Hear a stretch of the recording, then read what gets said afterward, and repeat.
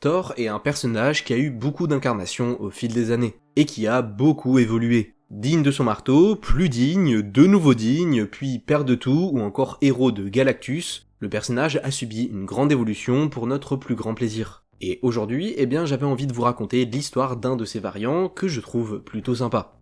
Durant la guerre contre les Maîtres du Mal, une équipe de vilains multiversels formée par un Docteur Doom alternatif, la terre de ce Thor a été complètement ravagée. Et à cause de ça, le dieu du tonnerre a perdu sa dignité. Incapable de soulever son marteau malgré ses nombreuses tentatives, Thor est tombé dans l'alcoolisme et la dépression. Il n'est plus que l'ombre de lui-même. Et comme rappel constant de son indignité, Mjolnir le suit où qu'il aille.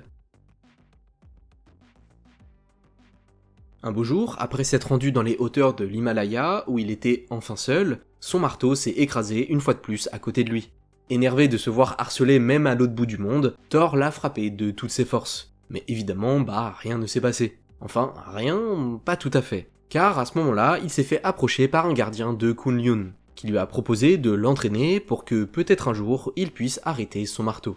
N'ayant pas de meilleure chose à faire, Thor a accepté, et a commencé à frapper son marteau encore et encore. Et au fur et à mesure du temps, à force de le frapper, ses poings sont devenus de plus en plus résistants, et ses coups de plus en plus forts.